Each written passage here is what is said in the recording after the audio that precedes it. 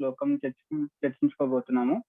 So ఈరోజు రమ్య మాతాజీ గారు వారి ద్వారా మనం ఈరోజు ఈ శ్లోకం గురించి తెలుసుకోబోతున్నాము. So Ramya Mataji, if I'm not wrong, 2017 Gita course batch నుంచి మనకు ఇస్కాన్ లో పరిచయం అయ్యారు.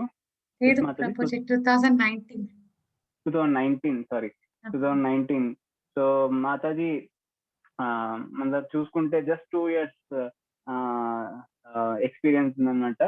సో అందులో కూడా లాక్డౌన్ కూడా ఒకటి వచ్చింది మధ్యలో, corona 2020.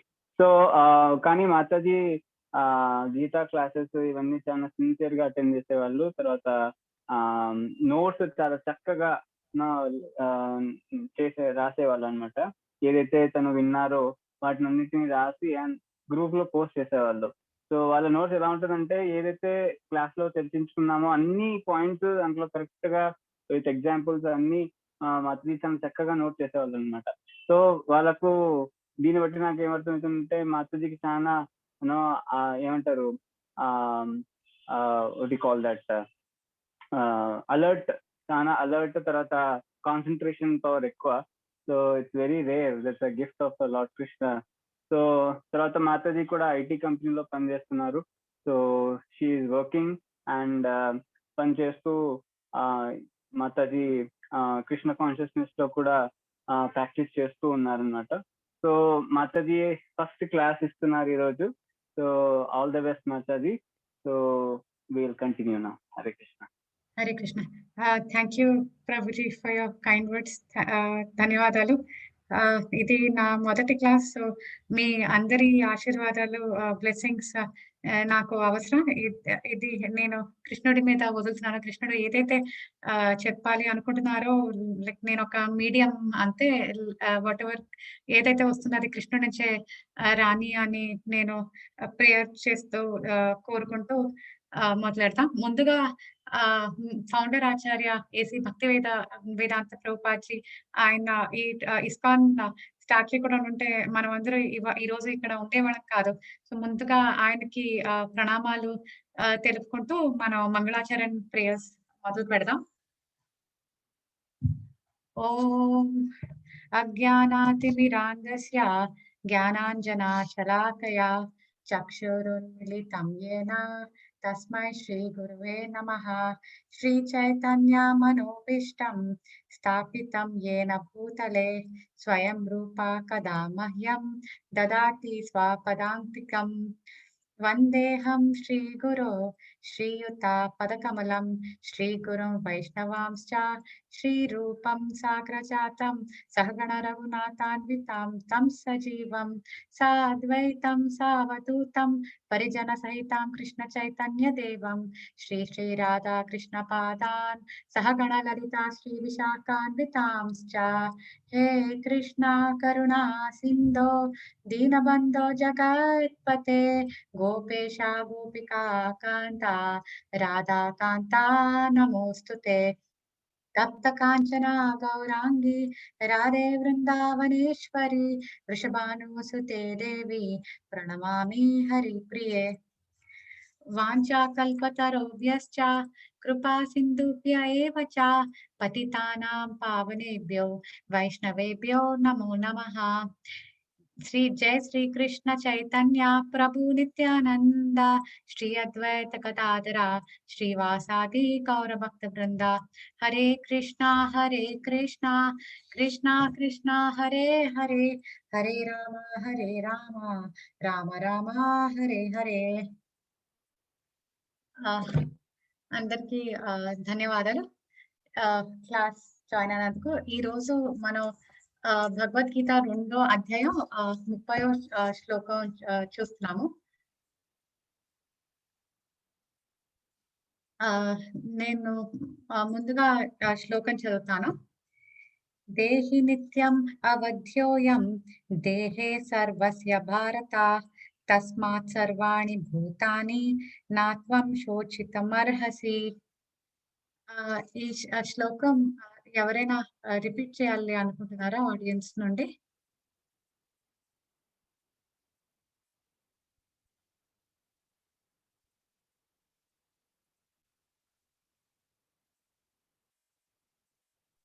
Hare Krishna Mataji. I would like to do it, but presently ఇక్కడ పవర్ లేదు. I'm really sorry Mataji. No problem Prabhuji. అయితే నేనే ఇంకోసారి రిపీట్ చేస్తాను నేను ప్రభుజీ. చేస్తాను మాట, నేను ఒకసారి చేస్తాను. ఓకే ప్రభుజీ.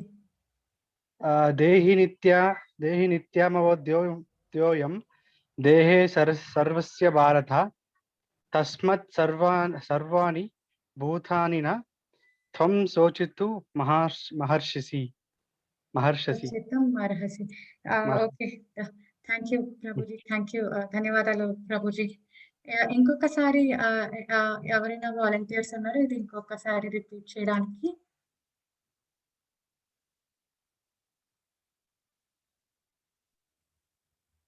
ఎస్ మాత, నేను చేద్దునా? Yes Prabhuji, thank you Prabhuji. దేహి నిత్యమధ్యోయం దేహే సర్వస్య భారత తస్మాత్ సర్వాణి భూతాని నత్వం శోచితుమర్హసి. Thank you Prabhuji. ముందుగా ఈ శ్లోకం శ్రీకృష్ణుడు చెప్తారు అర్జునుడికి. ఏ సందర్భంగా చెప్తారు, ఎలాంటి సందర్భంగా చెప్తారు అనేది మనం ఇన్ని వారాలు చర్చించుకుంటూ వచ్చాం.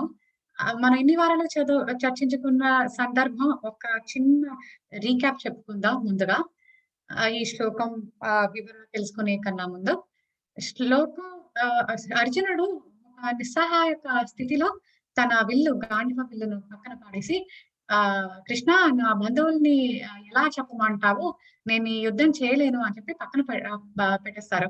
అప్పుడు కృష్ణుడు శోకిస్తున్నప్పుడు అర్జునుడు శోకిస్తున్నప్పుడు కృష్ణుడు అర్జునుడికి సాంఖ్య యోగం గురించి చెప్పడం మొదలెడతారు. ఈ సాంఖ్య యోగం అనేది శ్లోకం 2.11 నుంచి మొదలెడతారు అనమాట. 2.11 నుండి ఇప్పుడు ఈ రోజు మనం డిస్కస్ చేసుకునే శ్లోకం 2.30 వరకు సాంఖ్యయోగం. ఇది సాంఖ్యయోగంలో 2:30 ఇది ఆఖరి శ్లోకం సాంఖ్యయోగంలో. సో ఈ సాంఖ్యయోగం గురించి ఏంటి అంటే, ఈ ఆత్మ అనేది ఏంటి, శరీరం అనేది ఏంటి, ఈ శరీరానికి ఆత్మకి భిన్నత్వం ఏంటి, ఆత్మ యొక్క అమరత్వాన్ని, ఆ తర్వాత శరీరం యొక్క తాత్కాలికతని శ్రీకృష్ణుడు వివరిస్తూ అర్జునుడికి చెప్తూ ఉంటారనమాట. 2.11 శ్లోకాలు వచ్చేసి కృష్ణుడు చెప్తారు, వివేకవంతులు జీవించి ఉన్న వారి గురించి గాని మరణించి ఉన్న గురించి గాని దుఃఖించరు. నువ్వు దేని గురించి దుఃఖిస్తున్నావో అది తగినటువంటిది కాదు, నువ్వు దుఃఖించదు. ఈ జీవించి ఉన్న దాని గురించి కానీ మరణించి ఉన్న వారి గురించి పండితులు అనేవారు దుఃఖించరు అని చెప్పి చెబుతారు. అప్పుడు 2.12 శ్లోకం అది కంటిన్యూ చేస్తే, ఎందుకు దుఃఖించరు అంటే, ఈ జీవులందరూ కూడా నిలిచి ఉండని సమయం లేదు, భవిష్యత్తులో కూడా మనలో ఎవరు ఉండకపోము అని చెప్పి చెప్తారు. అంటే in the past, present, future ఎప్పుడు కూడా ఆత్మ అనేది నిత్యం, ఇది ఉండేది, ఇప్పుడు కూడా ఉంది, ఇంకా ముందు కూడా ఉంటుంది. దాన్ని బట్టి నువ్వు శోకించకూడదు, ఈ శరీరం యొక్క పరిస్థితిని బట్టి నువ్వు శోకించకూడదు అని చెప్పి అంటారు. అప్పుడేమో అర్జున అనొచ్చు, అరే కానీ వాళ్ళు చచ్చిపోతారు కదా, ఆత్మ అనేది ఎప్పటికీ ఉంటుంది, కానీ వాళ్ళు ఈ దేహాన్ని వదిలిపెట్టేసి వెళ్ళిపోతారు కదా, నేను ఎలా శోకించకుండా ఉండాలి అని ఆర్గ్యుమెంట్ తేవచ్చు ఇక్కడ. అలా ఆర్గ్యుమెంట్ తెచ్చే కన్నా ముందే శ్రీకృష్ణుడు 2.13 శ్లోక చెప్తున్నారు, దేహినోస్మిన్ యథా దేహే కౌమరం యవనం జర తథా దేహంతరస్థాతి తీరస్తత్ర నాముహ్యతే అని. ఇక్కడ అలా చెప్తున్నారు, మన దేహం అనేది మారుతూ ఉంటుంది, జరుగుతూ ఉంటుంది. బాల్యం నుంచి యవ్వనం, యవ్వనం నుంచి ముసలితన యొక్క అలా ఈ ఆత్మ అనేది ఆ దేహం ఒక స్టేజ్ నుంచి ఇంకో స్టేజ్ కి వెళ్తుంది. బాల్యం నుంచి యవ్వనం నుంచి ముసలితనం నుంచి అదే దేహం ఉంటుంది. అలాగే ఈ దేహం పని అయిపోయాక ఈ ఆత్మ ఈ దేహాన్ని విడిచిపెట్టి ఇంకో దేహంలోకి వెళుతుంది అని చెప్పి కృష్ణుడు తెలియపరుస్తారు. అప్పుడు అర్జునుడు అంటారు, అర్జునుడు ఇలా ఆర్గ్యుమెంట్ పెట్టవచ్చు. ఏమని పెట్టవచ్చు అంటే, సరే వాళ్ళు ఈ శరీరం వదిలేసి ఇంకో శరీరానికి వెళ్ళిపోవచ్చు, కానీ నాకు వాళ్ళు ఇప్పుడు ఉన్న శరీరంతో అటాచ్మెంట్ ఉంది, సో నాకు ఇప్పుడు ఉన్న శరీరం పెడుతోంది, నేను చంపవలసి వస్తుంది అని చెప్పి ఆర్గ్యుమెంట్ పెట్టచ్చు. అలానే ఆర్గ్యుమెంట్ పెట్టే కన్నా ముందర నెక్స్ట్ శ్లోక కృష్ణుడు చెప్తారు, 2.14 లో చెప్తారు, మాత్ర స్పర్శాస్తు కౌంతేయ శీతోష్ణ సుఖ దుఃఖద ఆగమాపాయనో నిత్య సంస్థితిక్షస్త భారత. ఇక్కడ ఏమని చెప్తున్నారు అంటే ఈ సుఖ దుఃఖాలు అనేవి తాత్కాలికం, ఇది ఇంద్రియ అనుభూతి వల్ల వస్తాయి. సో నువ్వు దీన్ని ఓర్చుకోవడం, దీన్ని ఓర్చుకోవడం తప్పగా నేర్చుకోవాలి. సో దీన్ని నువ్వు ఓర్చుకోవాలి, తప్పదు. సరే నీకు ఆ శరీరానికి అటాచ్మెంట్ ఉండొచ్చు, కానీ ఆ ఆత్మ శరీరాన్ని విడిచిపెట్టి వెళ్ళాలి. నీకు దుఃఖం కలగొచ్చు, కానీ ఆ దుఃఖం అనేది తాత్కాలిక, అది ఆ ఇంద్రియ అనుభూతి వల్ల కలుగుతుంది, దీన్ని ఓర్చుకోవాలి అని చెప్పి 2.14 చెప్తారు. అర్జునుడు ఇంకా ముందు ఆర్గ్యుమెంట్స్ పెట్టే కన్నా ముందు 2.15 శ్లోకాల్లో కృష్ణుడు ఏం చెప్తారు అంటే సుఖ దుఃఖాలలో కూడా సమంగా నిశ్చయంగా ఉన్నవారే మోక్షానికి అర్హులు అంటారు. సో ఆ సుఖ దుఃఖాలు వస్తూ వెళ్ళిపోతూ ఉంటాయని ముందు శ్లోకాలు చెప్పారు. ఈ శ్లోకాలు చెప్పారు, ఆ రెండిట్లో కూడా సమానంగా ఉండాలి, అప్పుడే మన హయ్యర్ డెస్టినేషన్ కి, మన మోక్షానికి అర్హులు అని చెప్తారు. 2.16 శ్లోకాల్లో ఇంకా డీటెయిల్ గా చెప్తారు ఆత్మ మరియు దేహం గురించి.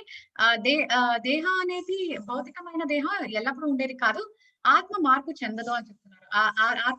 ఆత్మ అనేది మార్పు చెందదు అని 2.17 శ్లోకాల్లో చెప్తారు. ఈ ఆత్మ శరీరం అంతా వ్యాపిస్తుంది. ఆత్మ ఉంది అని మనకి ఎలా అనుభూతి కలుగుతుందంటే ఆ చైతన్యం వల్ల. ఆ చైతన్యం శరీరం అంతా కూడా వ్యాపిస్తుంది. ఈ ఆత్మ నశించకూడదు అని చెప్పి చెప్తున్నారు. అలా చెప్పుకుంటూ ఇంకా ముందు శ్లోకాలు చెప్పుకుంటారు. వాసాంసి జీర్ణాన్ని యథా విహాయ అని చెప్పి, ఎలాగైతే మనిషి ఒక పాత బట్టలు విడిచిపెట్టి కొత్త బట్టలు వేసుకుంటారో, అలాగే ఆత్మ అనేది ఒక శరీరాన్ని విడిచిపెట్టి ఇంకో శరీరానికి వెళ్తుంది అని. క్రితం వారం మాతాజీ 2.23 శ్లోకం కవర్ చేశారు. అందులో నేను శస్త్రాన్ని శ్లోకంలో మనం చెప్పుకున్నాం. ఆత్మ అనేది ఆయుధ చేత ముక్కలు పడదు, కాల్పడదు, నీటితో తడవబడదు, వాయుచే ఎండపడదు అని. ఇలా ఈ ఆత్మ యొక్క గుణాలు మరియు ఈ శరీరం యొక్క అన్ని కృష్ణుడు ఎంతో చక్కగా వివరించుకుంటూ అర్జునుడికి చెబుతూ వచ్చారు. ఈ 2.30 శ్లోకతో ఈ సాంఖ్య యోగం అనేది కన్క్లూడ్ చేస్తున్నారు. సో ముగిస్తున్నారు, పూర్తి చేస్తున్నారు ఈ సాంఖ్యయోగం గురించి వివరించడం అనేది. ఇంకోసారి మనం ఈ శ్లోకం వర్డ్ బై వర్డ్ మీనింగ్ తర్వాత పర్పట్ చదువుదాము. దేహి నిత్యం అవధ్యోయం. దేహి భౌతిక దేహానికి యజమాని, నిత్యం ఎల్లప్పుడూ, అవధ్య చంపపడదు, అయం ఈ ఆత్మ, దేహే సర్వస్య భారత, దేహంలో, సర్వస్య ప్రతి ఒక్కరి, భారత ఓ భరత వంశీయుడా, తస్మాత్ సర్వాణి భూతాని, తస్మాత్ కనుక, సర్వాణి అన్ని, భూతాని పుట్టినట్టి వట్టి జీవులు, త్వం నీవు, త్వం శోచితం అర్హసి, త్వం నీవు, శోచితం దుఃఖించడానికి, నా అర్హసి తగవు, ఓ భరత వంశీయుడా, దేహంలో నివసించేవాడు ఏనాడును చంపబడదు, కనుక నీవు ఏ జీవి గురించి దుఃఖించవలసిన అవసరము లేదు. భాష్యము కూడా మనం చదువుదాం. చదువుతాం మనం డీటెయిల్స్ వెళ్లే కన్నా ముందర.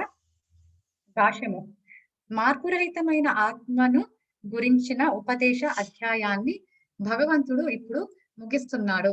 శాశ్వతమైన ఆత్మను నానా రకాలుగా వర్ణిస్తూ శ్రీకృష్ణ భగవానుడు అది నిత్యమైనది, దేహము తాత్కాలికమని ధృవపరిచారు. కనుక పితామహుడు గురువు అంటే భీష్మ ద్రోణులు యుద్ధంలో మరణిస్తారనే భయంతో క్షత్రియుడైన అర్జునుడు తన విధిని విడిచిపెట్టకూడదు. శ్రీకృష్ణుని ప్రామాణికతపై మనిషి భౌతిక దేహానికి భిన్నంగా ఆత్మ ఉన్నదని విశ్వసించాలి. అంతేగాని ఆత్మ అనేది లేకపోవడం లేదా రసాయనాల చర్య ద్వారా ఒకానొక పరిపక్వ స్థితిలో జీవ లక్షణాలు ఉత్పన్నమవుతాయి అనడం కానే కాదు. ఆత్మ శాశ్వతమైన హింస ప్రోత్సాహనీయము కాదు, కానీ దాని అసలైన అవసరం ఉన్నట్టు యుద్ధ సమయంలో అది అడ్డగించబడదు. ఆ అవసరము భగవంతుని అనుమతి పైననే సమర్థించబడుతుంది, కానీ తోచినట్లుగా కాదు.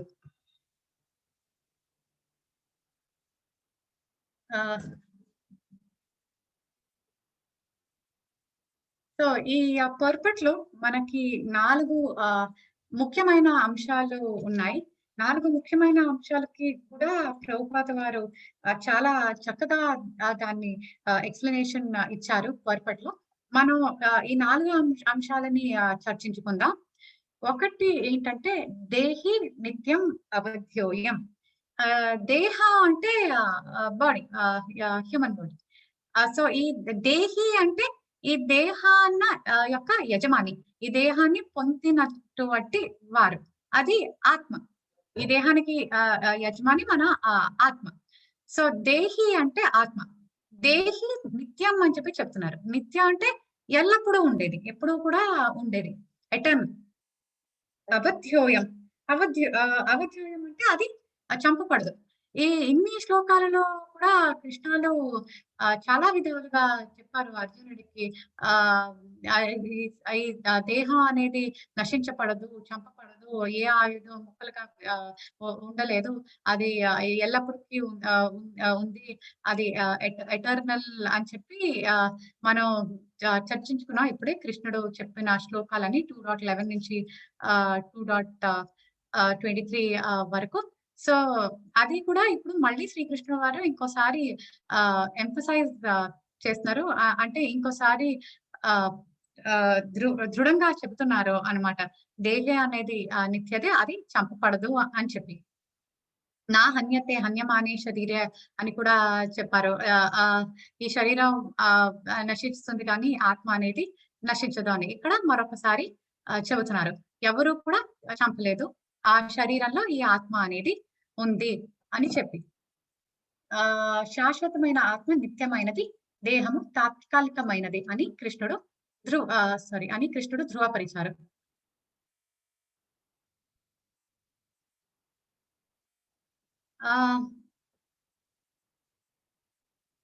సో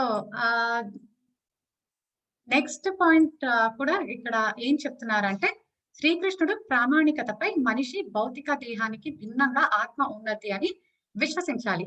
మనం మన శాస్త్రాల్లో ఏం చెప్తున్నాయో, కృష్ణుడు ఏం చెప్తున్నారో మనకి తప్పకుండా వాటి మీద విశ్వాసం ఉండాలి. అంటే అది మనం ప్రూవ్ చేయి, దానికి ప్రూఫ్ ఏంటి అని చెప్పి మనం అలా అడగం. ఒక బిడ్డకి తన తండ్రి ఎవరు అని చెప్పి తల్లి చెబితేనే తెలుస్తుంది. ఒక తల్లి చెప్పగానే ఆ తల్లి మాట మీద నమ్మకం ఉంటుంది, ఆ ప్రామాణికత ఉంటుంది తల్లి మాట మీద. తను నా తండ్రి అని చెప్పి ఒక బిడ్డ నమ్ముతుంది. అలాగే మన శాస్త్రాలు మనకి చెబుతున్నారు శ్రీకృష్ణుడు మన తండ్రి అని చెప్పి. సో మనం అది నమ్మాలి, మన శాస్త్రం మీద నమ్మకం ఉంచుకోవాలి. అలాగే శ్రీకృష్ణుడు చెప్పిన మాటల మీద కూడా మనం విశ్వసించాలి. కృష్ణుడు ఇక్కడ ప్రామాణికంగా చెబుతున్నారు, ఈ భౌతిక దేహం వేరు, ఆత్మ అనేది వేరు, రెండు భిన్నంగా ఉన్నాయి అని చెప్పి. ఎలాగైతే మన బట్టలు పాతవైపోయినప్పుడు మనం కొత్త బట్టలు తీసుకుంటాం, అలాగే ఈ శరీరం పనిచేసేంత వరకునే ఆత్మ అనేది శరీరంలో ఉంటుంది. ఎప్పుడైతే ఈ శరీరం పనిచేయడం తడపడుతుందో, మానేస్తుందో, అప్పుడు ఈ శరీరాన్ని విడిచిపెట్టేసి ఇంకో శరీరానికి వెళుతుంది. ఈ దేహాన్ని పొందింది కాబట్టి దేహం పనిచేసే వరకు ఆత్మ దేహంలో ఉంటుంది. నెక్స్ట్ పాయింట్ ఇక్కడ చెప్పేది ఏంటంటే, దేహే సర్వస్య భారత. సర్వస్య అంటే ప్రతి ఒక్కరి, అంటే అన్ని జీవుల్లోనూ ఈ ఆత్మ అనేది ఉంది అని చెప్పి. ఈ మొత్తం 8,40,000 స్పీషీస్, 8,40,40,000 రకాల జీవులు ఉన్నాయి ఈ మెటీరియల్ వరల్డ్ లో, ఈ భౌతిక ప్రపంచంలో అని చెప్పి అంటారు. ఈ 8,40,40,000 జీవులలో ప్రతి ఒక్క దానిలో కూడా ఈ ఆత్మ అనేది ఉంది. మనిషిలోనే కాదు, అంటే మనిషిలో ఆత్మ ఉంది, జంతువులో లేదు, ఆ ప్రాణిలో లేదు అని అనుకోవడానికి లేదు. ఒక చెట్టులో ఉంది, ఒక పుట్టలో ఉంది, ఒక చిన్న బ్యాక్టీరియా అయిన అమీబాలోనా ఉంది, ఆ మనలో అయినా కూడా ఉంది. అన్నిటిలోనూ ఉన్న యొక్క ఆత్మ, ఆ ఆత్మ క్వాలిటీ అదే అని చెప్పి చెబుతున్నారు ఇక్కడ. సర్వస్య అంటే అన్నిటిలోనూ ఉంది అని చెప్పి. కొంతమంది యానిమల్ లో ఆత్మ అనేది ఉండదు, దాన్ని చంపితే అదేం పాపం కాదు అని చెప్పి అంటారు. కానీ ఇక్కడ కృష్ణుడు క్లియర్ గా చెప్పేస్తున్నారు, అన్నిటిలో కూడా, యానిమల్స్ లో కూడా ఆత్మ అనేది ఉంటుంది అని చెప్పి. ఈ కృష్ణుడు చెప్తారు ఈ మెటీరియల్ వరల్డ్ క్రియేషన్ అయ్యాక కృష్ణుడి చూపు గ్లాన్స్ ఈ భౌతిక ప్రపంచం మెటీరియల్ వరల్డ్ ఈ భౌతిక ప్రపంచం మీద ఎప్పుడైతే పడుతుందో అప్పుడు ఈ భౌతిక ప్రపంచంలోకి ఆత్మలన్నీ వస్తాయి అని చెప్పి కృష్ణుడు కూడా భగవద్గీతలో ఇది చెప్తారు, అహం బీజ ప్రదాపిత అని చెప్పి, I'm the seed giving father అని చెప్పి. అందుకే మనకి జీవులకి కృష్ణుడు తండ్రిలా అయితే మనకి భౌతిక ప్రపంచం ఈ మెటీరియల్ వరల్డ్ అనేది మనకి మదర్ లాగా. అందుకనే మనం మదర్ నేచర్ అని చెప్పి చెబుతాం అన్నమాట. అలాగే ఈ ఆత్మ అందులో ఉండే ఆత్మ వేరు, ఇందులో ఉండే ఆత్మ వేరు అని కాదు. అన్నిటిలోనూ ఉన్న ఆత్మ యొక్క లక్షణాలు కూడా ఒకటే, అన్నిటిలోనూ ఉన్న ఆత్మ కూడా ఒకటే అని చెప్పి ఇక్కడ చెబుతున్నారు అన్నమాట. దేహే సర్వస్య భారత.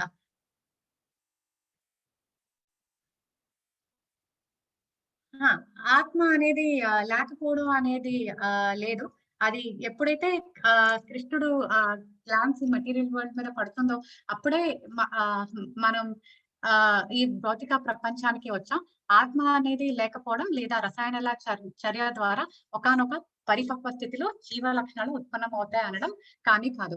ఒక శిశువు ఒక గర్భంలో ఉన్నప్పుడు కూడా ఆత్మ అనేది ఆ శిశువులో ఉంటుంది, గర్భంలో ఉన్నప్పటి నుంచి కూడా. అందుకనే అది పెరుగుతుంది. ఎక్కడైతే ఆత్మ ఉంటుందో ఆ మ్యాటర్ కి గ్రోత్ ఉంటుంది, ఆ మ్యాటర్ కి పెరుగుదల అనేది ఉంటుంది. ఒక చెట్టు పెరుగుతుంది, ఒక చిన్న ప్లాంట్ సైడ్ నుంచి ఒక పెద్ద చెట్టుగా పెరుగుతుంది. అలాగే జీవులందరూ పెరుగుతారు, మనం కూడా పెరుగుతున్నాం. ఎందుకు ఆ గ్రోత్ ఉంది, ఎందుకు పెరుగుదల ఉంది అంటే ఆత్మ ఉంది కాబట్టి, ఆ ఇంటెలిజెన్స్ ఆ నాలెడ్జ్ అంతా అక్కడి నుంచి వస్తుంది కాబట్టి. అదే ఆత్మ లేకపోతే పెరగదు, ఆ బాడీ అనేది పెరగదు. ఆత్మ బాడీని విడిచిపెట్టి వెళ్తే ఆ బాడీ డీకంపోజ్ అయిపోతుంది, దానికి పెరుగుదల అనేది ఉండదు. ఈ బాడీ పెరగడం లేకపోతే మెయింటైన్ అవడం కూడా ఆ ఆత్మ ఉంది కాబట్టే ఉంటుంది. సో ఆత్మ అనేది ఎప్పుడు ఉంది, అంతేకాని ఈ జీవ అనేది కొన్ని కెమికల్ రియాక్షన్స్ రాసాయనిక ప్రక్రియ వల్ల జీవం వచ్చింది అని చెప్పి మనం అనడానికి కానీ కాదు. ఇక్కడ కృష్ణుడు చెబుతున్నారు ఇక్కడ దేహే సర్వస్య భారత సర్వాణి భూతాని అని చెప్పి. సో ప్రభుపాద్ వారు కూడా దాని పర్ఫెక్ట్ ఇక్కడ చెప్పారు. ఇంకొక విషయం ఏంటంటే తస్మాత్ సర్వాణి భూతాని అంటే నెక్స్ట్ శ్లోకం, ఎవ్రీబడి హ్యాస్ గాట్ సోల్. అందరిలోనూ ఉన్న ఆత్మ ఒకటే అని చెప్పి చెబుతున్నారు. తెలివైన వాళ్ళు, జ్ఞానం ఉన్న వాళ్ళు దీన్ని గ్రహించగలరు. ఒక మనిషి ఆత్మకి ఒక పశు ఆత్మకి ఈ ఆత్మ వేరు ఆ ఆత్మ వేరు అని చెప్పి అలా చూడరు. ఇంకొక విషయం ప్రభుపాద్ వారు చెప్పింది ఏంటంటే మన శాస్త్రాల్లోంచి చెప్పింది ఏంటంటే పండిత సమదర్శిన అని చెప్పి. పండితుడు వాడికి అంతా తెలుసు, ఆ జ్ఞానం వాళ్ళకి ఉంది కాబట్టి అదే ఆత్మ అన్నిటిలోనూ ఉంది అని చెప్పి తెలుసు. విద్యా వినయ సంపన్నే బ్రాహ్మణే గవి హస్తి శూని చండాల అని చెప్పి కూడా శ్లోకం ఉంది భగవద్గీత 5.18 అని చెప్పి. ఒక నేర్చుకున్న పండితుడు, ఒక జ్ఞానం కలిగినటువంటి పండిత వారు ఆ ఆత్మ మనిషిలో గాని, ఒక కౌలో గాని, ఒక అంటే ఆవులో గాని, ఎలిఫెంట్ ఒక ఏనుగులో గాని, సుని అంటే డాగ్ సునకం లో గాని చండాల lowest form of human being. So అన్ని చోట్ల ఆత్మ ఉన్నది, అన్ని చోట్ల కూడా ఉన్నది అదే ఆత్మ. ఆత్మ పైన ఉన్న కవరింగ్ వేరు, కానీ అక్కడ లోపల ఉన్న ఆత్మ ఒకటే, అది నిత్యము ఉన్నది, ఎల్లప్పటికీ ఉన్నది అని చెప్పి తను గ్రహిస్తాడు. అందుకనే వాళ్ళు డిఫరెన్స్ చూడరు. వాళ్ళు అందరిలోనూ ఆత్మ ఎలా ఉందో అలాగే పరమాత్మ కూడా ఉంది. ప్రతి జీవులు అన్నిటిలో కూడా పరమాత్మ కూడా ఉంది. విష్ణువు గర్భోధ్యాక్షి విష్ణు, క్షీరోదాక్షి విష్ణు, మహావిష్ణు అని చెప్పి వస్తారు. పరమాత్మ కింద ప్రతి జీవిలో కూడా ఉంటారు. సో పండితులు అనేవాడు అందుకే అందరినీ సమానంగా చూస్తారు. అది ఇక్కడ చెప్తున్నారు తస్మాత్ సర్వాణి భూతాని అని చెప్పి. సో వీళ్ళ అందరిలో కూడా దేవుణ్ణి చూస్తారు అని చెప్పి. ఆ తర్వాత మన రెండు రకాలుగా ఉంటాయి దేవుడి ఎనర్జీ. ఒకటి ఇంటర్నల్ 3 రకాలుగా యాక్చువల్లీ. ఒకటి ఇంటర్నల్ ఎనర్జీ, ఇంకొకటి ఎక్స్టర్నల్ ఎనర్జీ, ఇంకొకటి తటాస్థ శక్తి అని చెప్పి. ఐదర్ ఒక జీవుల్ని చూస్తారు, అన్నిటిలోనూ జీవుల్ని చూసి ఆ జీవుల్లో ఆ పరమాత్మను చూసి అన్నిటిలోనూ ఉన్న పరమాత్మ ఒకటి అని అన్నిటిని సమానంగా చూస్తారు. లేకపోతే ఆత్మ లేనిటువంటి భౌతిక ప్రపంచం ఈ మ్యాటర్ ని చూసి అది కూడా దేవుడిది ఎక్స్టర్నల్ ఎనర్జీ, బహిరంగ శక్తి. సో అందులో కూడా వాళ్ళు కృష్ణుడిని చూస్తారు. సో అన్నిటిలోనూ పండితుడు అనేవాడు కృష్ణుడిని చూసి సమానంగా ఉంటారన్నమాట. అందరికీ సమానంగా ఉంటారు. సుఖ దుఃఖాలలో కూడా సమత్వంగా ఉంటారు. సో తస్మాత్ సర్వాణి భూతాని అని మనకు చెప్తుందంటే అన్ని రకాల జీవుల్లో కూడా ఉన్న ఆత్మ ఒక లాంటిదే అని చెప్పి చెబుతున్నారు. తస్మాత్ సర్వాణి భూతాని. నెక్స్ట్ వచ్చేసి నత్వం శోచితం అర్హసి అంటే ఇది నువ్వు శోచించవలసింది కాదు అని చెప్పి చెప్తున్నారు. నువ్వు యుద్ధం చేయాలి అని చెప్పి అర్జునుడికి ఇక్కడ తెలియచేస్తున్నారు. ఆత్మ శాశ్వతమైన హింస ప్రోత్సాహం అనేది కాదు, కానీ దాని అసలైన అవసరం ఉన్నప్పుడు యుద్ధ సమయంలో అది అడ్డగించబడదు. ఆ అవసరము భగవంతుని అనుమతి పైననే సమర్థించబడుతుంది కానీ తోచినట్లుగా కాదు. అంటే ఇప్పుడు మనం అనొచ్చు, సరే బాడీ అనేది టెంపరరీ, ఏ రోజుకో ఒక రోజు బాడీ ఆత్మ శరీరాన్ని విడిచిపెట్టుంటుంది, అలా అని మనం చంపేస్తా దుఃఖించకూడదు అని చెప్పి అర్జునుడికి చెప్తారు. సో నేను కూడా వెళ్ళి చంపేస్తారు, లైక్ నేను ఈ యానిమల్ కిల్లింగ్ ని చేస్తే మరి అది తప్పేంటి? కృష్ణుడే చెప్తున్నారు కదా బాడీ అనేది టెంపరరీ, అది ఆత్మ అనేది పర్మనెంట్. సో నేను ఒక ప్రాణిని చంపితే నేను ప్రాణి యొక్క ఆత్మని చంపట్లేదు కదా అని చెప్పి ఒక ఆర్గ్యుమెంట్ పెట్టవచ్చు ఇక్కడ. కానీ దానికి ఒక ఎగ్జాంపుల్ కూడా చాలా పర్పస్ తో డిస్కస్ చేశారు. ఏంటంటే ఒక సోల్జర్ యుద్ధంలో ఒక సిపాయి ఉంది. ఆ సిపాయి పై అధికారులు చెబితే ఆ బార్డర్ నుంచి ఒకడు దాటుకుని వస్తున్నారు, వాడిని ఇప్పుడు కాల్చాలి, వాడు మన శత్రువు అని చెప్పి చెబితే ఆ సిపాయి వెళ్ళి అతన్ని కాల్స్తారు, అతన్ని చంపేస్తాడు. అప్పుడు అందరూ ఆ సిపాయిని మెచ్చుకుంటారు, పొగుడుతారు, అవార్డ్స్ అన్ని కూడా ఇస్తారు. అదే సిపాయి ఇంటికి వెళ్ళి తర్వాత అదే పర్సన్ ఒకడు లేకపోతే వేరే పర్సన్ వచ్చినా అప్పుడు చంపితే అది తప్పు, అది అపరాధం. అది ఇప్పుడు ఆ సిపాయి అక్కడ యుద్ధరంగంలో చంపితే అది మంచిదన్నారు, ఇక్కడ బయట ఇంటి దగ్గర చెబితే మరి తప్పు అంటే ఇక్కడ తనకి ఆ పర్మిషన్ లేదు, వాళ్ళ కమాండర్ నుంచి వాళ్ళకి ఆర్డర్స్ లేవు. ఎప్పుడైతే ఆ పై అధికారం నుంచి తనకి ఆర్డర్స్ ఉంటాయి అప్పుడు చంపినప్పుడు అప్పుడే అది కరెక్ట్ అవుతుంది.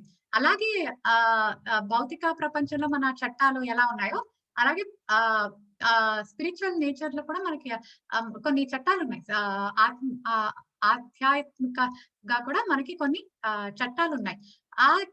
అలా అని ప్రభుపాదులు వారు ఇక్కడ చెప్తున్నారు, ఆత్మ శాశ్వతమైంది కానీ హింసను ప్రోత్సాహనీయము కాదు. అలా అని చెప్పి హింస చేసి చంపేమని అయితే కానే కాదు అని చెప్పి. కానీ దాని అసలైన అవసరం ఉన్నప్పుడు యుద్ధ సమయంలో అది అడ్డగించబడదు. కానీ దాని అసలైన అవసరం ఉన్నప్పుడు, అంటే ఇప్పుడు యుద్ధ సమయంలో ఎప్పుడైతే ఒకరిని చంపబడుతుందో అప్పుడు అప్పుడు మనం ఆ చంపడాన్ని, ఆ హింసని అక్కడ అడ్డగించబడదు, అక్కడ మనం చేయాలి. అది మనం ఎలా నిర్ధారిస్తాం మరి ఎక్కడ చేయాలో, ఎక్కడ చంపబడుతుందో ఎక్కడ పడదు అని చెప్పి అంటే భగవంతుడి అనుమతి. భగవంతుడు కృష్ణుడు ఇన్స్ట్రక్షన్స్ ఇస్తారు. ఆ ఇన్స్ట్రక్షన్స్ మనకి స్క్రిప్చర్స్ ద్వారా తెలియపరిచారు. మనకి భాగవతంలోను మన భగవద్గీతలోను స్క్రిప్చర్స్ అనేది ఇస్తారు దేవుడు. సో ఆ దేవుడి ఇన్స్ట్రక్షన్స్ పైన అది డిసైడ్ అవుతుంది ఏది కరెక్ట్ ఏది కరెక్ట్ కాదు అంటే. అంటే మనకి తోచినట్టుగా కాదు, మనకు అనిపించింది ఆ జీవిని ఆ ప్రాణిని చంపడం తప్పు కాదు అని మనకి అనిపించవచ్చు, కానీ అలా కాకుండా మనం కృష్ణుడు చెప్పినట్టుగా వినాలి. ఇంకొక ఎగ్జాంపుల్ ఏంటంటే మనం చెప్పుకునేది ఇప్పుడు మీరు హింస ప్రోత్సహించట్లేదు, వాళ్ళని ప్రాణిని చంపి తినకూడదు అని అన్నారు. మరి దీనికన్నా ముందు మీరు చెప్పారు ప్రతి ఒక్క జీవిలో కూడా ఆత్మ అనేది ఉంది, ప్లాంట్స్ లో కూడా ఆత్మ అనేది ఉంది, మరి యానిమల్స్ ని అయితే చంపకూడదు, ప్లాంట్స్ ని మరి మనం చంపేసి మరి మనం ఆకుకూరలు అవన్నీ తింటున్నాం కదా అని చెప్పి కూడా అడగచ్చు. సో అక్కడ కూడా సేమ్ ఎక్స్ప్లెనేషన్ వర్తిస్తుంది. అక్కడ ఏంటంటే జీవో జీవస్య జీవనం అంటే ఒక జీవం ఇంకో జీవం మీద ఆధారపడి ఉంటుంది. సో మనం ఏం తినాలి, ఒక పులి ఒక జింకని చెప్పుకొని తింటే అది తప్పు కాదు, అది పాపం కాదు, అది తన ఆహారం. ఎందుకంటే అది కృష్ణ ఇన్స్ట్రక్షన్ దానికి, ఆ ప్రాణి ఈ ప్రాణిని తినాలి అని చెప్పి. So as per the instruction అది తింటోంది. మన హ్యూమన్ బీయింగ్స్ కి కృష్ణుడు మనకి ఏం చెప్పారు భగవద్గీతలో 9th చాప్టర్ లో చెప్పారు, 26 శ్లోకంలో, పత్రం పుష్పం ఫలం తోయం యోమే భక్తి ప్రయచ్చతి తదహం భక్తి ఉపహాసం అస్నామి ప్రయతాత్మన అని చెప్పి. ఇక్కడ దేవుడు చెప్తారు పత్రం పుష్పం ఫలంతో ఏది భక్తితో వచ్చినా నేను తీసుకుంటాను అని. సో ఇక్కడ ప్రిస్క్రైబ్ చేశారు హ్యూమన్ బీయింగ్స్ కి ఎలాంటి ఫుడ్ అనేది అని చెప్పి. తర్వాత సైంటిఫిక్ గా కూడా ఇప్పుడు చాలా మంది సైంటిస్ట్ వెజిటేరియనిజం ని ప్రాపగేట్ చేస్తున్నారు, ప్రోత్సహిస్తున్నారు. వాళ్ళు స్టడీస్ చేసి చెప్పారు, ఒక ఆయిసోఫేగస్ మన ఫుడ్ పైప్ యొక్క లెంగ్త్ బట్టి వాళ్ళు చెబుతున్నారు. ఒక కార్నివరస్ యానిమల్స్ అంటే ఈ క్యాట్, డాగ్, పిల్లి, కుక్క, వీటిలన్నిటికీ ఆ ఫుడ్ పైప్ చిన్నది ఉంటుంది. కానీ కౌస్ లో, బఫెలోస్ లో అలా, కానీ హ్యూమన్ బీయింగ్స్ లో కూడా ఫుడ్ పైప్ చాలా పెద్ద ఉంటుంది. ఈ ఫుడ్ పైప్ పెద్ద ఉన్నది ఎందుకంటే వాళ్ళ హెర్బివోరస్ కింద డిజైన్ అయి ఉంది అని చెప్పి. మన పళ్ళు, మన టీత్, ఈ అనాటోమీ అంతా కూడా చూసి కొంతమంది సైంటిస్ట్ రీసెర్చ్ చేస్తున్నారు. ఇంకా కొంతమంది అయితే చెప్పారు కూడా, మనం human body is design to be herbivorous అని చెప్పి. సో అలాగే ఇక్కడ మనకి మన శాస్త్రాలు కూడా చెబుతున్నారు. సో హింస అనేది ఎక్కడ ప్రోత్సాహనీయం కాదు, కానీ ఎక్కడైతే అవసరం ఉండదో అక్కడ అడ్డగించకూడదు అని కృష్ణుడు చెప్పేది మనం పరిశీలించి దాన్ని మనం నమ్మాలి. ఇది మనకి ఇక్కడ చెబుతున్న లాస్ట్ అన్నమాట. సో అది మన ధర్మం. అది చేసేటప్పుడు మనం దుఃఖించకూడదు, ఎందుకంటే కృష్ణుడు చెప్తున్నారు. కృష్ణుడు ఎలా చెప్తే మనం అక్కడ అలా చేస్తున్నాం. ఇక్కడ కృష్ణుడు కూడా అర్జునుడికి చెప్తున్నారు, ఇది నీ ధర్మం, ఇప్పుడు నువ్వు చంపాలి అని చెప్పి. అది కృష్ణుడు చెబుతున్నారు కాబట్టి ఆ మాట మీద మన ప్రమాణకం ఉంది, మనకు విశ్వాసం ఉంది. ప్రామాణికంగా చెప్తున్నారు, మనకి విశ్వాసం ఉంది. సో అర్జునుడిని ఇక్కడ శోకించవద్దు అని చెప్పి చెబుతున్నారు. సో ఈ శ్లోకంతో శ్రీకృష్ణుల వారు సాంఖ్య యోగాన్ని ముగిస్తున్నారు. అంటే దేహానికి ఆత్మగా భిన్నంగా ఉంది, దేహం యొక్క లక్షణాలు చెప్తూ, ఆత్మ యొక్క లక్షణాలు చెబుతూ ఈ శ్లోకంతో శ్రీకృష్ణుడు సాంఖ్య యోగా గురించి చెప్పడం ముగిసించారు. నెక్స్ట్ ఏంటంటే భగవద్గీతలో చెప్పిన ప్రతి శ్లోకం కూడా శ్రీకృష్ణుడు చెప్పింది 5000 years క్రితం, కలియుగం కన్నా ముందు చెప్పారు. సో చాలా మంది అంటే అది అప్పటి కాలంలో చెప్పారు, అక్కడ పరిస్థితుల్ని కాబట్టి అది అప్పుడు కాబట్టి అప్లికబుల్ అయింది, ఇప్పుడు ఈ రోజుల్లో అది ఎలా అప్లికబుల్ అవుతుంది అని చెప్పి కొంతమంది అంటూ ఉంటారు. కానీ అలా కాదు, దేవుడు చెప్పిన ప్రతి శ్లోకం కూడా ఆ భగవద్గీత అప్పుడు ఎంతైతే అప్లికబుల్ అనుచరణాత్మకంగా ఉందో ఇవాళ కూడా అంతే అనుచరణాత్మకంగా ఉంది, అప్లికబుల్ గా, ప్రాక్టికల్ గా ఉంది. సో ఈ శ్లోకం యొక్క ప్రాక్టికల్ అప్లికేషన్ ని మనం ఇప్పుడు డిస్కస్ చేసుకుందాం. సో ఈ శ్లోకమే కాదు, ఈ సాంఖ్య యోగా గురించి కొన్ని శ్లోకాలు అన్నిటిని కూడా మనం డిస్కస్ చేసుకుందాం. సో ఆచరణాత్మక అనువర్తం ఇప్పుడు ఏంటంటే చెబుతున్నారు, అంటే దేహం అనేది నశిస్తుంది, ఆత్మ అనేది నిత్యం, అది ఎప్పటికీ ఉంటుంది, అది నశించదు, ఒక దేహం నుంచి ఇంకో దేహంలోకి వెళ్తుంది అనేది మెయిన్ గా చెబుతున్నారు. సో ఇది ఏంటంటే, సరే దేహం అనేది నశిస్తుంది, నేనేం చేయలేను అని ఒక నిస్సహాయక స్థితిలో, సరే దేహం నశిస్తుంది అని ఒప్పుకొని యాక్సెప్ట్ చెయ్యి అని శ్లోకం మనకి చెప్పడం లేదు. బట్ ఇక్కడ ఏం చెప్తున్నారు అంటే, ఆత్మ అనేది ఉంది, ఆత్మ యొక్క చైతన్యం అనేది ఉంది. సో మనకి ఆ ఆత్మ జ్ఞానం అనేది కలగాలి అని చెప్పి చెబుతున్నారు. ఎలాగైతే ఒక పక్షి ఒక గుడ్డు నుంచి బయటకు వచ్చి కన్నా ముందర ఆ గుడ్డే తన ప్రపంచం ఉంటుంది, అందులో అది చాలా సేఫ్ గా ఉంటుంది, చాలా సేఫ్ గా ఉంటుంది. బయట గుడ్డు వచ్చి రాగానే బయట ప్రపంచంలో ఎన్ని డేంజర్స్ ఉన్నా, ఎన్ని రకాల ఇబ్బందులు ఉన్నాయి, ఎన్ని కష్టాలు ఉన్నాయి, కానీ ఆ గుడ్డు లోపల ఉన్నంత వరకు అది చాలా సేఫ్ గా ఉంది అని చెప్పి అనుకుంటుంది. కానీ ఆ పక్షి ఏదో ఒక రోజు ఆ షెల్ నుంచి బయటికి రావాలి, ఆ షెల్ విడిచి బయటికి రావాలి. అలాగే మనకి కూడా మన బాడీలీ కన్సెప్షన్ అంటే ఈ భౌతిక శరీరం మనం అని చెప్పి అనుకుంటున్నాం, ఆ కన్సెప్షన్ నుంచి మనం కూడా బయటికి రావాలి. ఇది కాకుండా మనకి ఒక పైన స్పిరిచువల్ వర్డ్స్ ఆధ్యాత్మిక లోకం ఉంది, అది చేరడం అనేది మన గమ్యం. సో మనకి ఎప్పుడైతే ఆ ఆత్మ యొక్క జ్ఞానం మనకి కలుగుతుందో అప్పుడు మనం ఇది ఇంకా ఈజీగా యాక్సెప్ట్ చేయొచ్చు. అప్పుడు మనకి బాడీలో ఈ శరీరానికి వచ్చి పెయిన్స్ చేత మనం ఈజీగా ఆగమించవచ్చు. మనం అధిగమించవచ్చు. ఇప్పుడు ఆత్మ జ్ఞానం అనేది సరే, నేను చెప్తున్నాను మనం ఈ దేహం కాదు, అది మనం ఈ ఆత్మ అని చెప్పి. సో అది కూడా ఆత్మ జ్ఞానం కూడా స్టెప్ బై స్టెప్ ప్రాసెస్. కొంతమందికి అవగాహన కలగొచ్చు వెంటనే, కొంతమందికి కలగపోవచ్చు. దానికి కూడా శ్రీకృష్ణ వారు ఏంటంటే ఒక ధర్మం ఇచ్చారు, ఒక వర్ణాశ్రమ ధర్మం ఇచ్చారు. మనకి కొన్ని సెట్ ఆఫ్ డ్యూటీస్ ఇస్తారు. సో ఆ డ్యూటీస్, ఆ వర్ణాశ్రమ మనకి ఇచ్చిన ధర్మాల్ని మనం పాటించుకుంటూ వెళ్ళినప్పుడు కూడా మెల్లమెల్లగా ఈ ఆత్మజ్ఞానం అనేది కలుగుతుంది. ఈ చైతన్యం ఇంకా అనుభవాన్ని పొందుతాం. ఆ చైతన్యం యొక్క అనుభవం పొందడానికి శ్రీకృష్ణుడు వాళ్ళు మనకి ధర్మాన్ని ఇచ్చారు. సో మన ధర్మాన్ని మనం పాటించుకుంటూ వెళ్ళాలి. ఆ ధర్మం ఎలా పాటించాలి, ఆ ధర్మం ఏంటి అనేది ముందు ముందు వచ్చే శ్లోకాలలో కూడా చెబుతున్నారు. ప్లస్ ఇక్కడ కృష్ణుడు అర్జునుడికి చెబుతున్నారు, దుఃఖాన్ని, నీ ధర్మాన్ని చేయడం కూడా చూడు. ఈ దుఃఖం అనేది ఉంటుంది అంటే శరీరం అనేది ఈ రోజైనా రేపైనా నశిస్తుంది. డెత్ అనేది వస్తుంది, ఈ రోజైనా రేపు వస్తుంది, లేకపోతే ఫ్యూచర్ లో అయినా వస్తుంది. కానీ ఆ డెత్ వల్ల మనకి కొంచెం దుఃఖం ఉండొచ్చు, కానీ ఆ దుఃఖం మన ధర్మాన్ని చేయకుండా మనల్ని ఆపకూడదు. మన ధర్మాన్ని మనం చేయాలి అని చెప్పి. ఎందుకంటే ఎప్పుడైతే మన ధర్మం మనం చేస్తాం అప్పుడే మనం ఆ మార్గంలో ఉన్నాం. మన ఆత్మ జ్ఞాన మార్గంలో, ఈ బాడీలీ కన్సెప్షన్ ని అధిగమించే మార్గంలో ఉన్నాం. సో మన ధర్మం అనేది మనం ఎప్పుడూ కూడా చేయాలి అని చెప్పి ఇక్కడ అర్జున కూడా చెబుతున్నారు, నీ ధర్మం నువ్వు చెయ్యి, ఇలా చేస్తే ఒక ఎగ్జాంపుల్ గా నిలుచుకుంటున్నారు అర్జునులు. ఇంకొకరికి కూడా వాళ్ళ ధర్మం వాళ్ళు చేయాలి అని చెప్పి చెప్పడానికి. ఈ దుఃఖం అనేది, శోకం అనేది మన ధర్మాన్ని చేయకుండా మనల్ని ఆపకూడదు అని చెప్పి అంటున్నారు. తట్టుకోమంటున్నారు. మాత్ర స్పర్శస్తు కౌంతేయ శ్లోకం ద్వారా లెర్న్ టు టాలరేట్ అని చెప్పి చెప్తారు. అది ట్రాన్సెండ్ అవ్వు అని చెప్పి చెప్తారు. అలానే బాడీకి పెయిన్స్ వస్తే పెయిన్ వస్తే వచ్చింది అని చెప్పి ఇన్సెన్సిటివ్ గా మనం ఉండలేము. కానీ ఎప్పుడైతే మనకు ఆ జ్ఞానం ఉందో, సరే నేను ఈ ఆత్మని, ఈ శరీరం కాదు అని చెప్పి, అప్పుడు మనం ఆ పెయిన్స్ ని వీ కెన్ టేక్ దమ్. అంటే మనం దాన్ని తట్టుకోగలం. ప్లస్ మనకి ఒక హయ్యర్ డెస్టినేషన్ ఉంది. ఆ డెస్టినేషన్, ఆ గోల్ తో మనం మన ధర్మం చేస్తాం. మన ధర్మం అనేది మనం చేస్తూ ఉంటే మిగిలినవి కృష్ణ చూసుకుంటారు. Krishna will take care. అలాగా ఈ ఆత్మ యొక్క శాశ్వతత్వాన్ని మనం గుర్తుంచుకోవాలి. ఆత్మ యొక్క యూనివర్సాలిటీ అంటే సార్వత్రిక తత్వాన్ని మన ఎప్పుడు కూడా గుర్తుపెట్టుకోవాలి. ఆత్మ అనేది శాశ్వత, ఆత్మ అనేది సార్వత్రికం. ఇవి ఈ నాలెడ్జ్ ఎప్పుడైతే మనకుందో అప్పుడు మనకి శరీరంలో యొక్క ఉన్న బాధలు, మిజరీస్ నుంచి మనం కొంచెం సులభంగా బయటపడగలుగుతాం.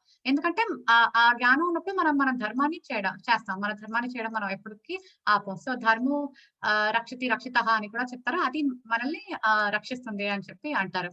సో అందుకనే దాని దుఃఖాన్ని వదిలేసి ధర్మం యొక్క మార్గం మీద దృఢంగా నిలబడమని శ్రీకృష్ణుడు అర్జునుడికి ఇక్కడ తెలుపుతున్నారు.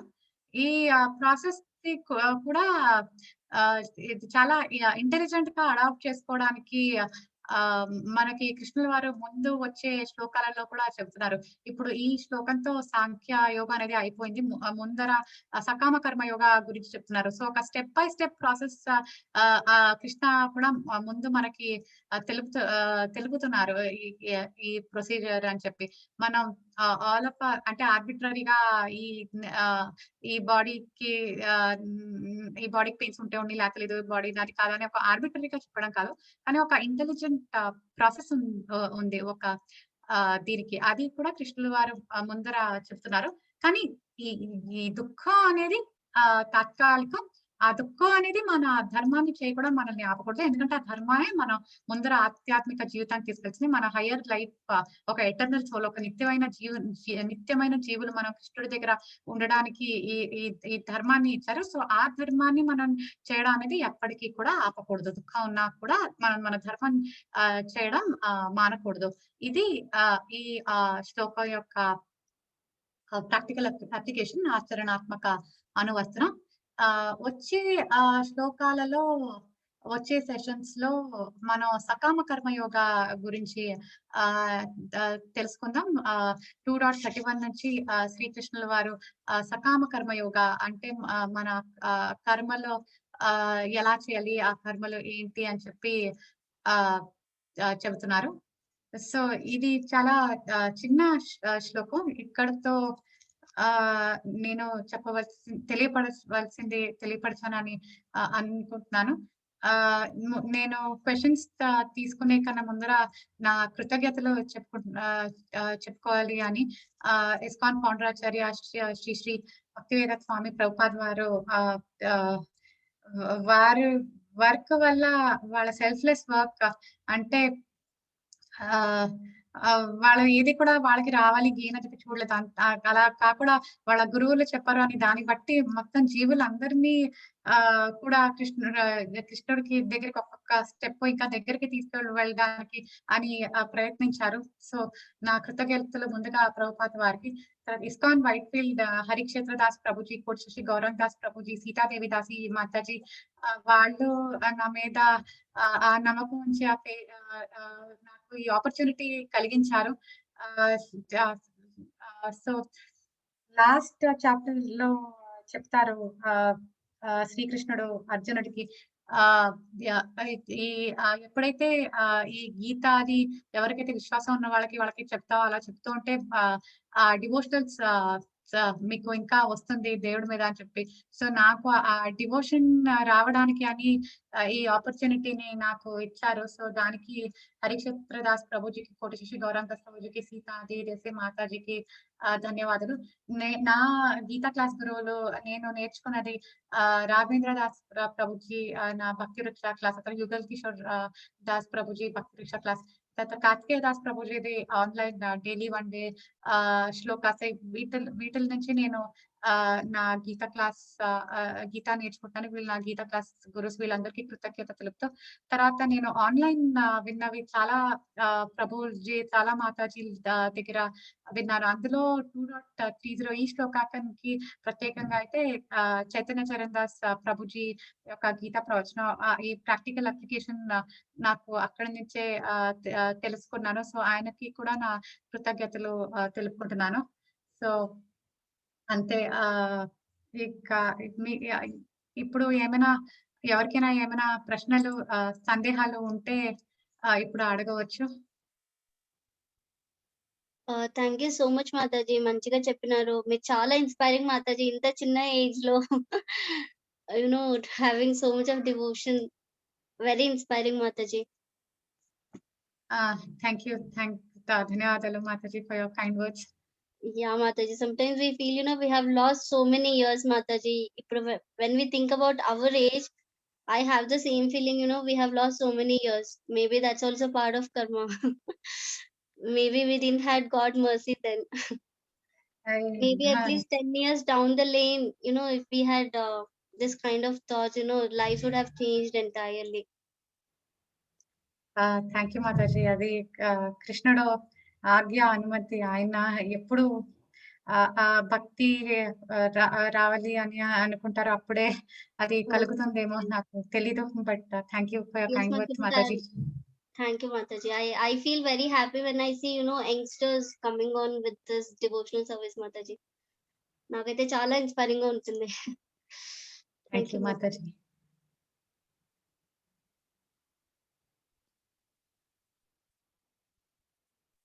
ఈ శ్లోకం గురించి కానీ, సాంఖ్య యోగ గురించి కానీ క్వశ్చన్స్ ప్రశ్నలు ఎవరైనా అడగాలి అనుకుంటే అడగవచ్చు.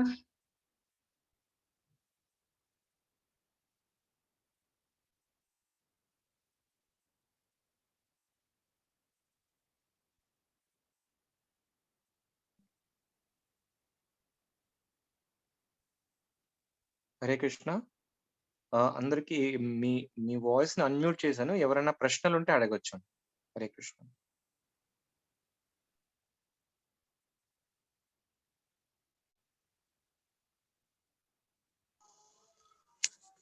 హరే కృష్ణ మాతాజీ. హరే కృష్ణ మాతాజీ. దండవత్ ప్రణామ్. దండవత్ ప్రణామ్.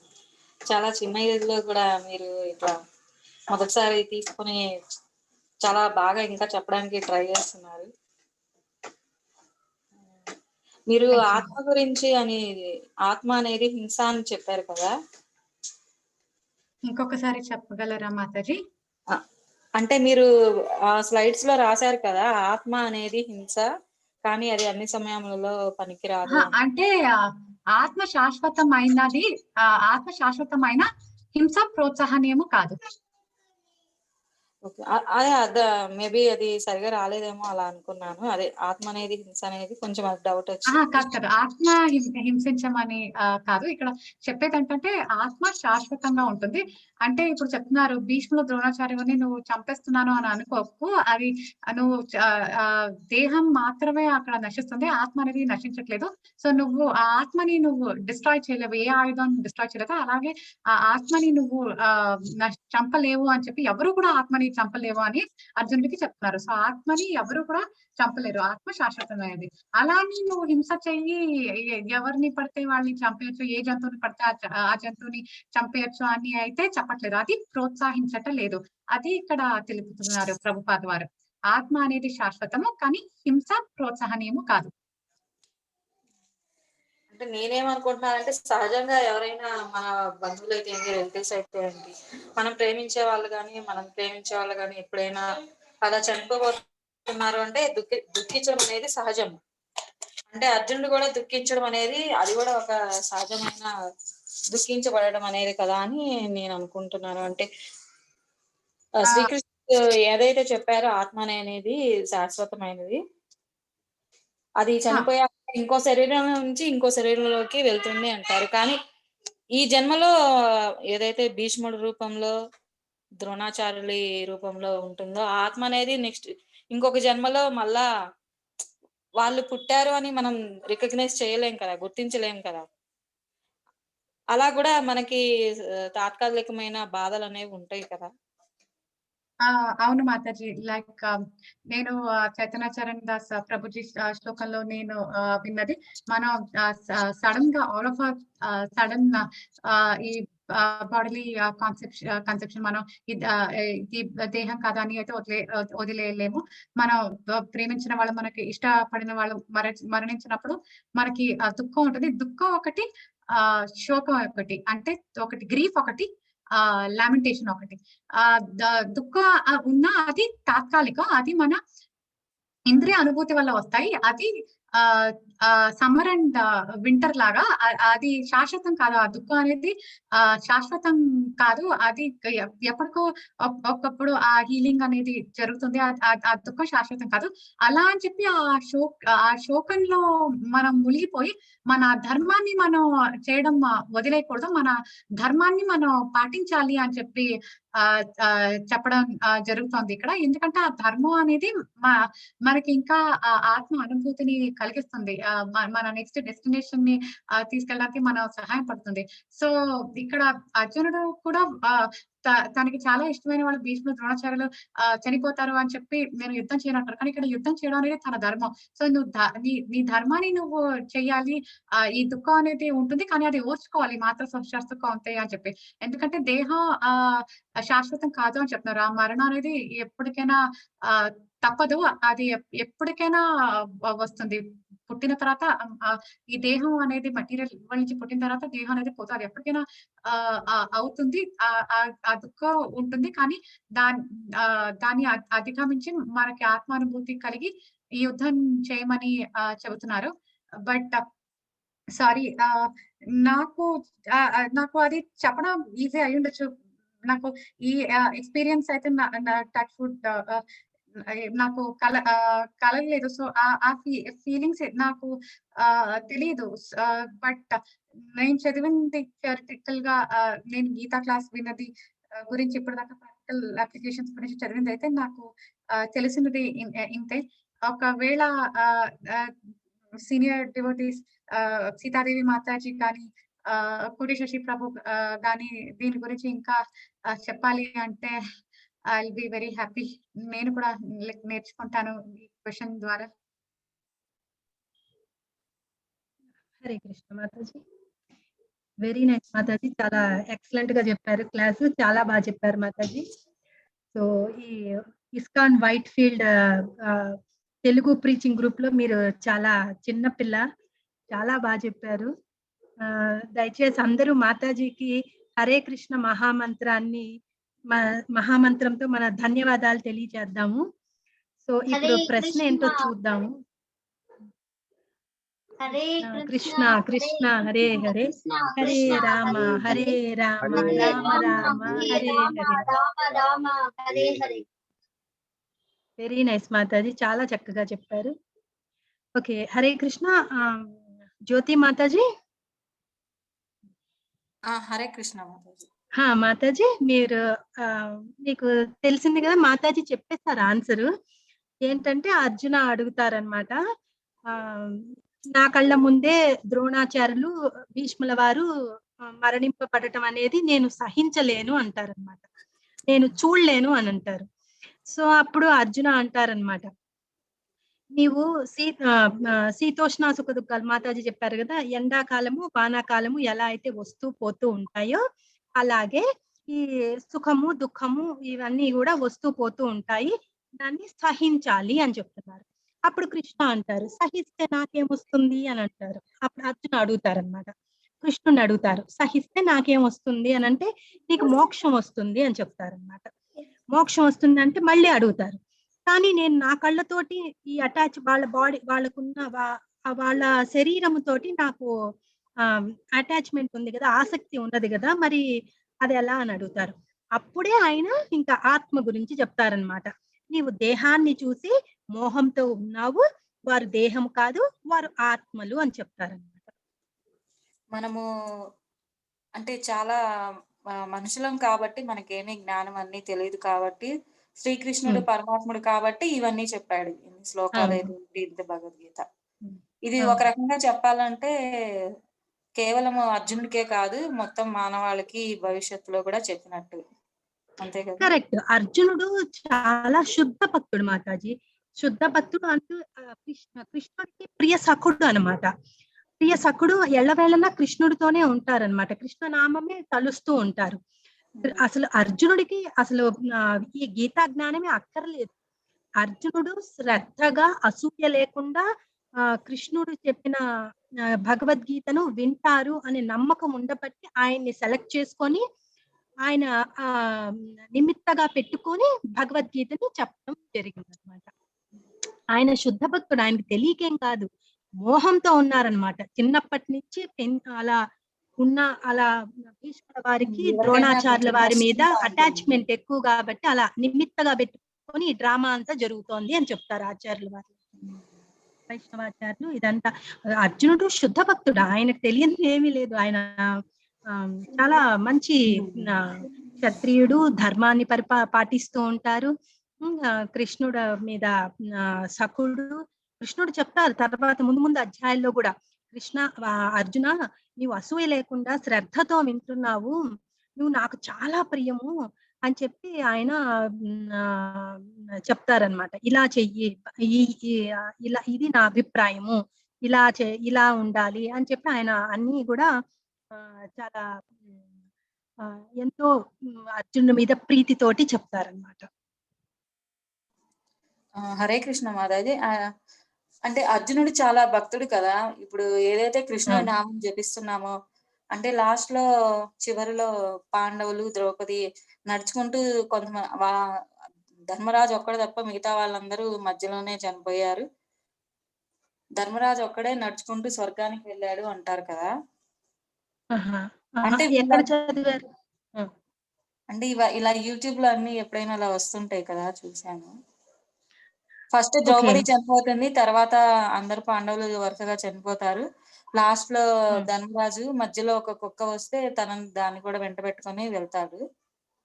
స్వర్గానికి వెళ్ళింది ఒక ధర్మరాజే అంటారు. అంటే వీళ్ళందరూ కృష్ణ భక్తులు. అంటే నా పాయింట్ ఏంటంటే వీళ్ళందరూ కృష్ణ భక్తులే కదా, అర్జునుడు ఇంకా ముఖ్యుడు కదా, అంటే వీళ్ళు గోలోకం వెళ్ళుంటారా లేదా అని, అంటే కృష్ణుడిలో లీనమైపోయారా అంటే స్వర్గానికి వెళ్ళడం అంటే. అసలు వాళ్ళు వచ్చిందే గోలోకం నుంచి, కంపల్సరీగా ఖచ్చితంగా లోకానికే వెళ్ళిపోతారు. ఈ కుంతి మాత గాని ద్రౌపది గాని వీళ్ళందరూ కూడా గోలోక బృందావనంలో విజయ శక్తి. విజయశక్తి అన్నమాట. వాళ్ళందరూ కూడా భగవంతుని యొక్క లీలలో ఈ విధంగా భాగం పంచుకోవడానికి మాత్రమే వస్తారు. గ్రేట్ డివోటీస్ అయ్యుండి భగవంతుని యొక్క ఆధిపత్యాన్ని ఒప్పుకొని ఆయనకి సేవ చెయ్యాలి అన్న సంకల్పంతో ఉన్న వాళ్ళకే ఆ అవకాశం కలుగుతుంది. కానీ మిగతా వాళ్ళకి ఎటువంటి అవకాశం అనేది ఈ భగవంతుని లీలలలో పాల్గొనే అవకాశం అనేది ఉండదు. మన ఈ జీవులందరం ఎందుకు ఉన్నాం ఈ భౌతిక ప్రపంచంలో? భగవంతుని ఆధిపత్యాన్ని ఒప్పుకోక స్వతంత్రంగా మనము జీవించాలనే ఉద్దేశంతో ఉన్నాం కాబట్టి ఆయన సరే అని చెప్పేసి మనల్ని కూడా ఈ భౌతిక ప్రపంచాన్ని సృష్టించి ఇందులో పెట్టారనమాట. ఇందులో పెట్టిన తర్వాత ఎవరికైతే జ్ఞానం వస్తుంది, నేనెవరు, నేను ఇక్కడ ఎందుకున్నాను, భగవంతుడికి నాకు సంబంధం ఏంటి, ఎందుకు నేను ఆయనతో దూరం అయిపోయాను అని తెలుసుకొని మళ్ళీ భగవంతుని చేరుకోవాలి అనుకున్న వారికి ఆ విధంగా ఆయన ఆ బుద్ధిని 10వ అధ్యాయంలో 10వ శ్లోకంలో చెప్తారు. తేషాం సతతయుక్తానం భజతాం ప్రీతిపూర్వకం దదామి బుద్ధి యోగంతం ఏనమా ముపయాంతితే అని చెప్తారు. అంటే వాళ్ళు నా దగ్గరికి చేరుకోవాలి అనుకున్న వాళ్ళకి ఆ బుద్ధి ఎలా చేరుకోవాలి, ఎలా రావాలి అనే బుద్ధి నేను ఇస్తాను అని చెప్తారనమాట. మనం కేవలం చెప్పాల్సింది ఏంటంటే మనం ప్రామాణికమైనటువంటి ఒక గురువు యొక్క ఆధ్వర్యంలో ఈ భక్తిని సాధన అనేది చెయ్యాలన్నమాట. అంటే జనరల్ గా క్యూరియాసిటీ కొద్ది అడుగుతున్నాను, అందరికీ తెలిసే ఉంటుంది ఇది. మీరు ఏదైతే చెప్పారో వీళ్ళందరూ గోలోకం నుంచి వచ్చారని, కౌరవులు కూడా స్వర్గం నుంచి వచ్చిన వాళ్ళే. అంటే ఈ కౌరవులు అయితే ఏంటి, పాండవులు అయితే ఏంటి, వాళ్ళు వచ్చింది ఈ మహాభారత యుద్ధం చేసి ధర్మాన్ని ఒక ఆచరణలో పెట్టి సర్వమానవాళికి ఒక ఏంటి కౌరవులు స్వర్గం నుంచి రారండి. కౌరవులు వేరు. ధృతరాష్ట్రుడు ఏదో పాప కార్యం చేస్తారు, ఆ విధంగా వాళ్ళు వస్తారు. పాండవులు మాత్రమే. పాండవులు దేవీ దేవతల యొక్క పుత్రులు కదా. పంచభూతాలు వాళ్ళ ఒక్కొక్కరు. వాయువు ఇంద్రుని కొడుకు, సాక్షాత్ ఇంద్రుని కొడుకు వచ్చేసి అర్జునుడు కదా. సో వాళ్ళందరికీ మంచి లక్షణాలు ఉంటాయి, దేవతా లక్షణాలు ఉంటాయి, దేవతల యొక్క పుత్రులు కాబట్టి ఆ లక్షణాలు అనేవి ఉంటాయి అన్నమాట వాళ్ళకి. సో కౌరవులు కాదు, కౌరవులు వేరు, ఆ టాపిక్ వేరు మళ్ళీ. సో వీళ్ళు మటుకు మాత్రము భగవంతుని యొక్క శుద్ధ భక్తులు. సో ఆయన ఏం చెప్పదలుచుకున్నారంటే, కృష్ణుడు ధర్మం ఎటువైపు ఉంటే అటువైపు నేను ఉంటాను అని తెలియజేయటం కోసమే ఆయన ఈ డ్రామా, ఈ యొక్క నాటకం లాగా ఇలా చేశారని వైష్ణవాచార్యులు చెప్పుకుంటారు. సరే మాతాజీ. Thank you Mataji.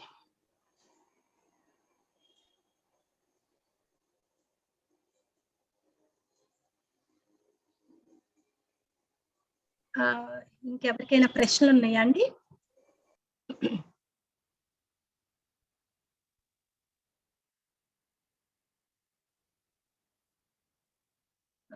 కోటిశేషి ప్రభు గారు, మీరు ఒకసారి మాట్లాడతారా? హరే కృష్ణ. హరే కృష్ణ. రమ్య మాతాజీ గారు చాలా అద్భుతంగా చెప్పారు. అనుకోలేదు మీరు ఇంత అద్భుతంగా చెప్తారని. సో దీనివల్ల నాకు ఏమర్థమైందంటే, మీకు భగవద్గీత యొక్క ఏమంటారు చాలా చక్కగా అర్థం చేసుకున్నారు మీరు భగవద్గీతని. సో తర్వాత ప్రభుపాద వారు ఏం చెప్తున్నారో వాటిని మీరు చాలా చక్కగా అర్థం చేసుకుని ఇక్కడ బాగా చాలా చక్కగా చెప్పారు మాతాజీ, విత్ ఉదాహరణలతో. చాలా నాకు మీరు చెప్పిన ఉదాహరణలో ఒక ఉదాహరణ నాకు నచ్చింది. ఏంటంటే, శిశువు గర్భంలో ఉన్నప్పుడు చేతన ఎలా పెరుగుతుంది అనేది. సో అక్కడ ఆత్మ ఉంది కాబట్టి అక్కడ అంత ప్రక్రియ అనేది జరుగుతుంది.